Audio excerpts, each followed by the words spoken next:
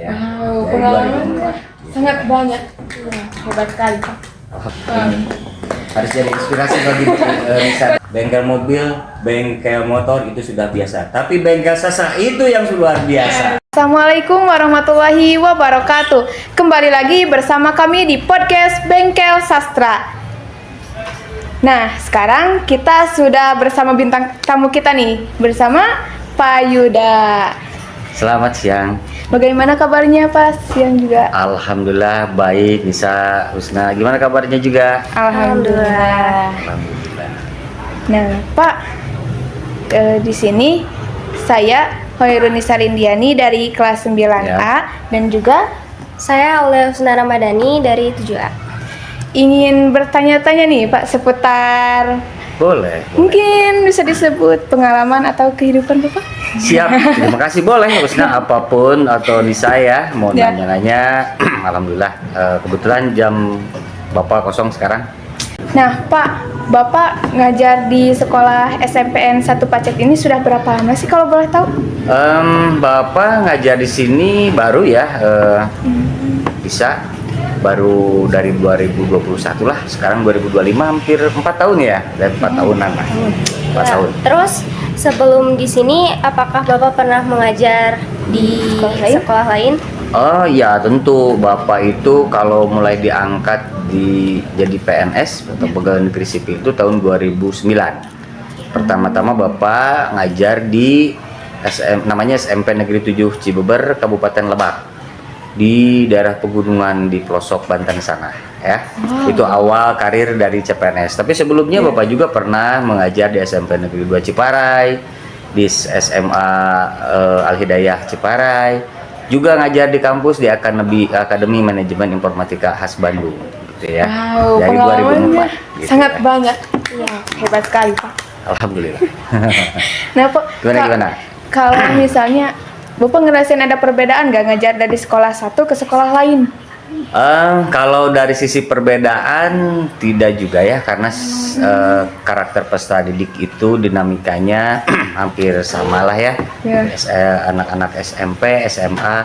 Yang membedakan tentunya memang ada satu sisi yaitu culture atau budaya. Oh, iya, Dimana kalau Bapak waktu itu pengalaman di Banten itu dengan karakteristik masyarakatnya yang masih memegang teguh nilai-nilai leluhur ya, atau nilai-nilai kearifan lokal yang mereka jalani. Di sana pun mereka kan alur masyarakatnya itu pertanian gitu ya. Memang hampir sama dengan di kita di Pacet Iya. ini.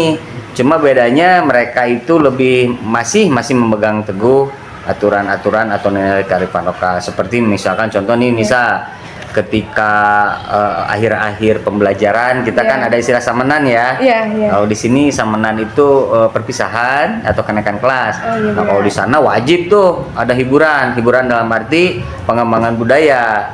Jadi mengeksplor budaya-budaya mereka. Kemudian ada upacara adat ya, Upacara itu adat. wajib ya. Upacara adat untuk menghargai. Kalau di sana ada istilah Sri Pohaci. Sri Pohaci itu adalah apa ya, ratu padi yang mereka pegang teguh bahwa mereka itu sejatinya masyarakat pertanian ya, yang dimana mereka banyaknya menggantungkan hidup di alam gitu ya. Nah ini termasuk kepada sekolah juga gitu ya. Di Iya, sekolah betul. pun wajib ketika akhir tahun itu samenan dan juga sekalian pelaksanaan untuk upacara adat yang tadi. Gitu, perbedaannya hanya di kultur. Oh, kultur Pak. Ya, budaya lah gitu ya. Kalau tantangan terbesar dalam mengajar di sini apa? Tantangan sebetulnya memang setiap guru pasti punya tantangan ya. Ya. Kalau Bapak itu istilahnya bukan ngajar saja tapi ngedidik, pendidikan ya namanya. Kalau ngajar itu gampang, hanya masuk kelas ya Nisa, Iya, betul. Husna. Tapi kalau pendidikan itu kan lebih luas. Ya. Jadi Bapak bukan hanya ngajar materi, tapi harus mendidik peserta didik juga. Seperti Ya. Nisa dan Husna ya. Mendidik itu kan lebih luas. Artinya bukan hanya ngajar materi, pengetahuan, transfer of knowledge, tapi peserta didik itu pun harus kita guru ya, terutama Bapak juga harus membina bagaimana akhlak mereka, kepribadian mereka, pemahaman mereka, dan terutama attitude mereka ya, keterampilan benar. mereka. Itu yang lebih menantang. Sebab apa? Betul. Keterampilan sikap peserta didik itu kan berbeda-beda. Ya, betul. Bagaimana latar belakangnya gitu ya, kemudian kultur sosialnya di keluarganya seperti apa. Nah ini yang menjadi tantangan atau dinamika para guru semua ya, termasuk Iya, Bapak gitu. Jadi tantangannya memang seperti itulah gitu. Kalau boleh tahu nih pengalaman Bapak di organisasi, Pak. Oke, organisasi yang pernah Bapak ikuti ya, Ya. banyak ya. Nisa, sama Sudha, ketika Bapak cerita di SMP lah. SMP Ya. Bapak memang aktif di Pramuka, kemudian SMA ikut juga Paskibra juga ya. Nah, tapi tidak terlalu nggak menjadi tim inti gitu ya. Nah baru nih pengalaman yang organisasi baru Bapak terasa banget itu waktu kuliah. Jadi Bapak masuk ke organisasi kemahasiswaan di himpunan. Kebetulan Bapak ketua bidang kemasyarakatan waktu itu ya. Kemudian di organisasi mahasiswa pecinta alam Sipik Hukum, Bapak pernah menjadi kepala atau ketua adatnya satu periode ya. Ya. Kemudian di berbagai ormawa di lingkungan kampus gitu ya, di jurusan pendidikan Pancasila dan kewarganegaraan. Nah itu sekelumit organisasi yang pernah Bapak ikuti. Ya. Kemudian ketika menjadi guru, Ya. Bapak pun ikut pernah menjadi pengurus PGRI ranting di sana ranting Kabupaten Lebak. Bapak sebagai wakil ketua. Kemudian kesini pun alhamdulillah Bapak dipercaya sekarang menjadi ketua MGMP Rayon Sub 8 Kabupaten Bandung, meliputi Kertasari, Pacet, Ciparai dan Bojong Soang. Kemudian di Kabupaten Bandung pun Bapak sebagai Wakil Ketua Umum MGMP Pendidikan Pancasila Kabupaten Bandung. Itu salah satu organisasi yang Bapak geluti, Nisa. Wow. Ini harus jadi inspirasi bagi Nisa dan Banyak Nisa sekali juga ya. pengalamannya, Nah, Jan, Pak. gitu. Bapak sampai nggak bisa berkata-kata, Pak. Itu banyak sekali, bagus sekali. Ya harus ya, artinya Nisa dan Husna pun kalau hanya sekedar belajar Iya. di kelas, masuk ke kelas pulang, masuk lagi kelas pulang, itu tidak akan ada pengalaman ya. Iya, Nah Bengkel betul, Sastra betul. pun ini salah satu organisasi, jadi wahana atau wadah bagaimana Nisa dan teman-teman, Husna dan teman-teman ini bisa mengeksplorasi kemampuan atau kompetensi Nisa dan teman-teman melalui komunikasi kan seperti iya, ini. betul. Kemudian melihat atau mencerna berbagai latar belakang teman-teman ya, karakteristik. Nah ini akan menjadi pengalaman ke depan Betul, gitu Pak. ya. Pak, kalau oh iya Pak, Bapak tuh sempat bikin buku juga kan? Ya alhamdulillah bikin buku ya. Ada dua buku lah, 3 buku ya. 3 buku yang pernah Bapak tulis, 2 buku buku populer biasa ya. Ya. Yang pertama Jelajah Nusantara, nanti akan Bapak bawalah untuk Bengkel Sastra ya. Coba Bapak akan satu. Itu bercerita tentang tempat wahana-wahana bukan wisata lagi ya, tempat-tempat di Nusantara ini yang bisa dijadikan edukasi oleh anak-anak peserta didik ataupun masyarakat. Dan alhamdulillah Bapak di sana ikut menulis. Jadi kumpulan Bali misalkan wisata tempatnya di mana, di Padang di mana, Banten di mana, Bapak menulis tentang kearifan lokal di Banten ya. Itu jadi kumpulan bukan cerita, tulisan-tulisan tentang itu Jelajah Nusantara. Yang kedua buku tentang nilai-nilai karakter Pancasila ya. Iya. Jadi itu hasil penelitian Bapak yang dibuat menjadi tesis Bapak dan dibuat menjadi sebuah buku. Itu buku yang kedua, ISBN semua itu ya. Dan yang ketiga kemarin, jadi Bapak menulis buku teks utama pendidikan Pancasila untuk kelas 9 gitu ya. Alhamdulillah itu di bawah Kementerian Pendidikan Nasional. Oh ya kan, Bapak itu kan buat buku ya, Iya. beberapa buku. Kan itu lumayan lah ya. Susah. Apa sih tantangan dalam membuat buku tersebut? Kalau tantangan banyak ya. Tantangan yang paling utama membuat buku itu tidak semudah kita membuat tulisan biasa. Iya. Karena buku itu ada proses yang harus dilalui. Jadi kita menulis bisa saja kita konsep buku semalam misalkan 10 atau 100 lembar, tapi belum tentu buku itu layak untuk dibaca. Apa layak untuk dibaca? Nah, tantangannya adalah Bapak menulis buku itu dari Kalau dibilang hampir setahun itu nulisnya ya, 9 bulan lah. Nah, setelah menulis buku itu tidak langsung dicetak, tapi ada proses yang lainnya. Apa? Ditelaah dulu. Siapa yang menelaah? Para pakar, dosen ya, praktisi, para ahli ya. Nah, kemudian setelah ditelaah, apakah sudah selesai? Belum. Dikurasi lagi. Ada tim penilai. Penilainya dari kementerian. Diakurasi lagi. Nah, nanti setelah dikurasi ada evaluasi atau ada yang apa? Kesalahan ya, penulisan atau salah konsep dan sebagainya, dikembalikan lagi sama kita. Nah, sama Bapak revisi lagi, telaah lagi, kurasi lagi, gitu kan, bolak-balik siklusnya seperti itu. Nah, yang bikin capek seperti itu, jadi nggak langsung jadi ya. Nah, setelah selesai kurasi dari apa, dari kementerian, apakah sudah dicetak? Ternyata belum. Di teacher review, apa teacher review? Dibaca oleh seluruh guru dulu, seluruh Indonesia. Ditelaah lagi, kalau ada masukan, revisi, kesalahan, kembalikan lagi, revisi lagi, sama jadi bolak-balik ya. Nah, makanya sampai hampir 1 tahun pengerjaan itu ya alhamdulillah dengan kerjasama tim ya. Bapak nulis kan bukan hanya 1 orang, di kelas 9 itu ada dua orang rekan Bapak, jadi 3 orang nulisnya ya. Jadi alhamdulillah dengan kolaborasi sama seperti Nisa, Husna dan teman-teman yang lain, itu alhamdulillah segala sesuatu tantangan yang terjadi bisa terselesaikan alhamdulillah gitu ya. Itu tantangannya gitu mungkin ya. Nah, Pak kan Bapak sudah membuat sekitar 3 buku. Iya. Itu Bapak emang sudah hobi menulis, meneliti atau bagaimana Ya. nih? Kalau menulis itu bukan hanya sekedar hobi ya Husna atau apa Nisa, menulis itu adalah apa ya, style atau harus menjadi sebuah kebiasaan menurut Bapak ya. Hobi nulis belum tentu produktif. Yes, betul. Husna dan Nisa bisa aja menulis di hari, semua juga bisa kan? Nah, menulis itu kenapa harus menjadi style apa ya, gaya kita gitu ya? Karena kalau kita sudah hobi menulis itu modal. Di Banksas itu kan kita apa, melihat pengalaman orang lain ya, kemudian membuat karya.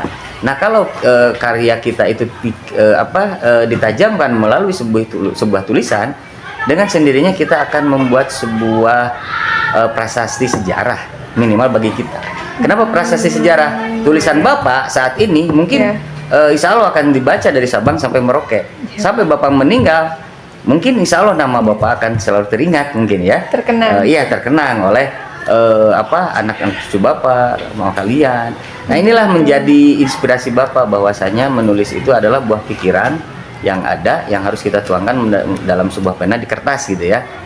Secara teoritis ya. Kan kalau implementasinya mah bisa diketik dan sebagainya.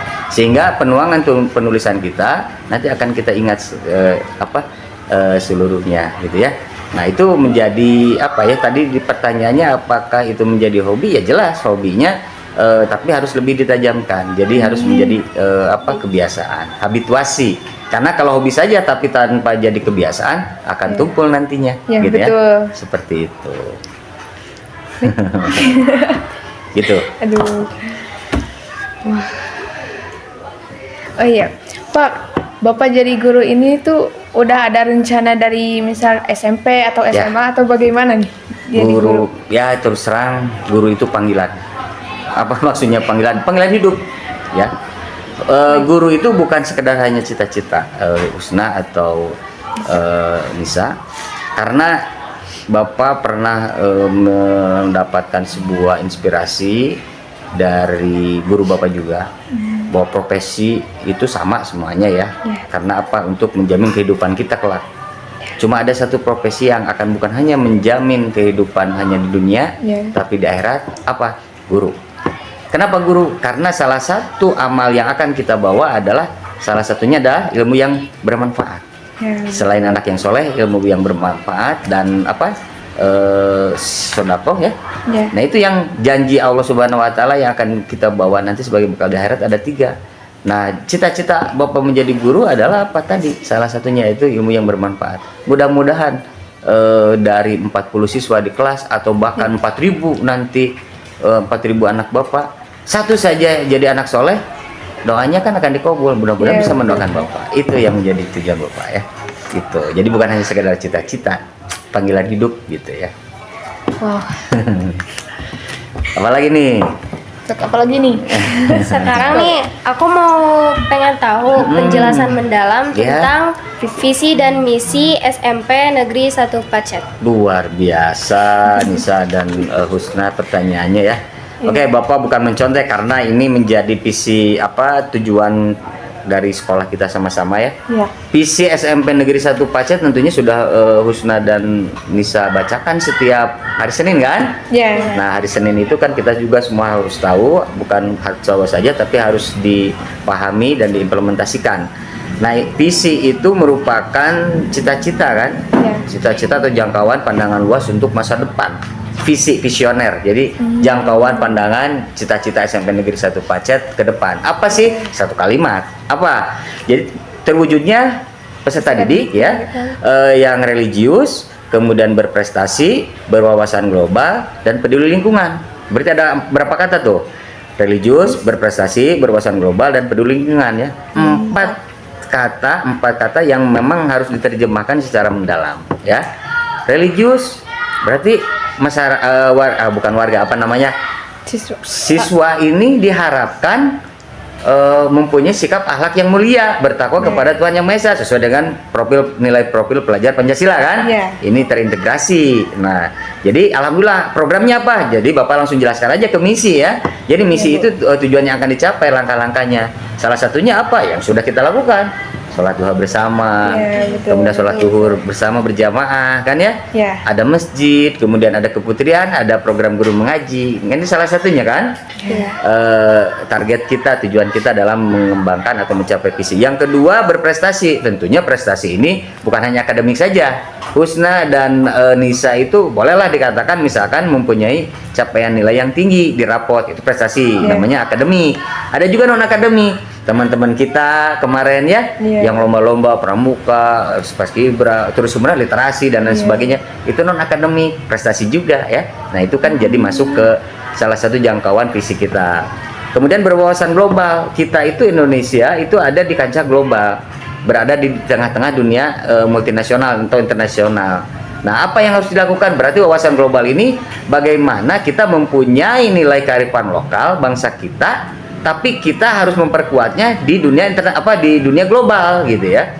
Jadi kita harus bangga dengan nilai-nilai luhur bangsa kita dengan mewujudkan citra diri atau jati diri bangsa di kancah global ke depannya gitu ya. Dan ini PR besar bukan hanya dari Bapak, dari guru-guru tapi teman-teman semua ke depan.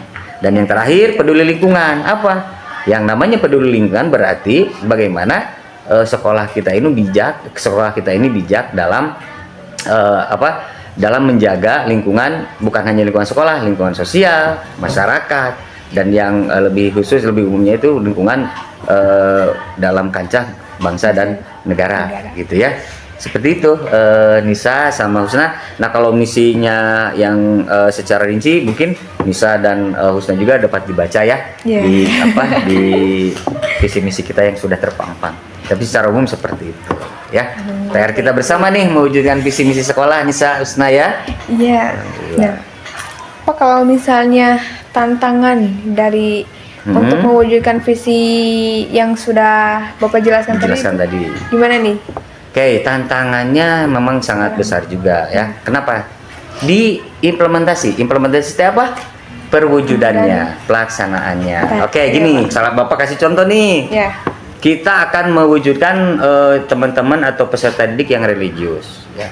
Oke, banyak yang kita misalkan sholat berjamaah ya. Ya. Tapi ada juga teman-teman yang pura-pura sakit lah atau iya, bahkan nyumput lah, misalkannya ngumpet Iya. nggak sholat. Nah itu salah satunya ya. Iya. Kemudian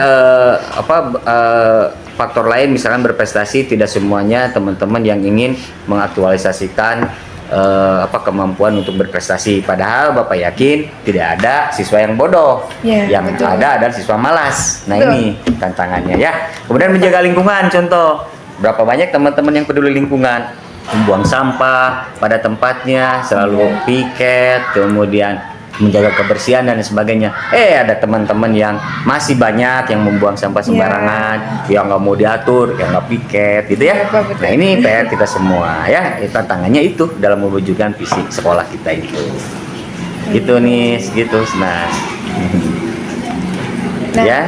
Pak, kalau menurut Bapak nih, sekolah SMP Negeri 1 Pacet ini bagaimana sih?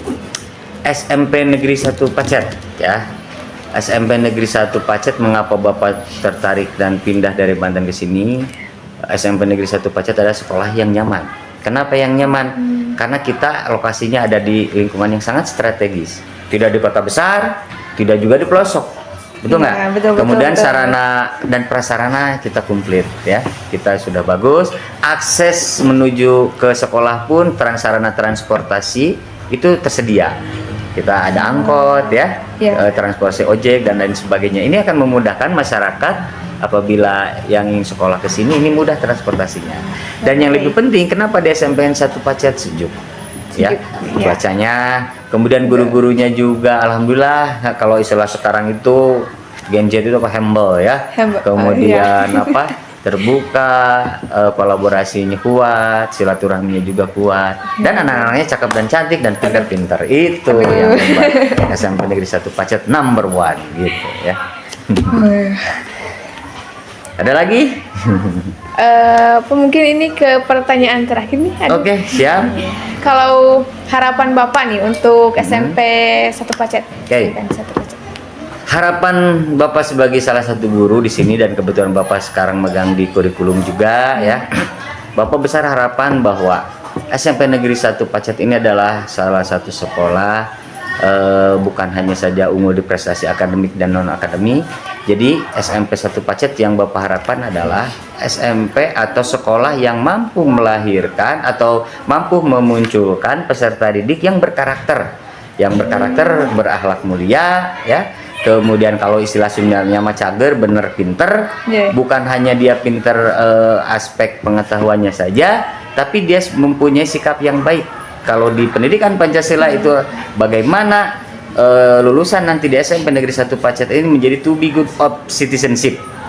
Civic participationnya atau civic virtunya itu luar biasa ya. Jadi berkarakter, bernilai, berbudi luhur, berakhlak mulia, dan tahu akan norma dan kearifan lokal yang ada di lingkungan SMP Negeri 1 Pacet ini. Dan yang paling akhirnya adalah bagaimana SMP 1 Pacet nanti berkontribusi untuk melahirkan generasi-generasi muda, generasi-generasi yang menyongsong mengisi era Indonesia Emas tahun 2045.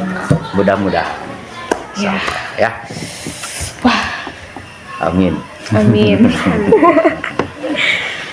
Nah, Bapak terima kasih banyak karena sudah meluangkan waktunya Sama-sama di Nisa, sama podcast kali ini. Rusna. Oke, sama-sama Nisa, alhamdulillah. Dan juga terima kasih karena sudah memberikan pengetahuan juga ya tentang Ya. bagaimana yang harus dilakukan, dan juga mengetahui kalau misalnya menulis itu seharusnya harus Menjadi kebiasaan. ya Ya, menjadi kebiasaan.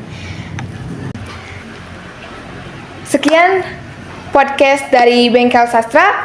Assalamualaikum warahmatullahi wabarakatuh. Waalaikumsalam. Quotes untuk hari ini Pak apa? Oke. Bengkel mobil, bengkel motor itu sudah biasa, tapi bengkel sasa itu yang luar biasa. Asik. Semangat untuk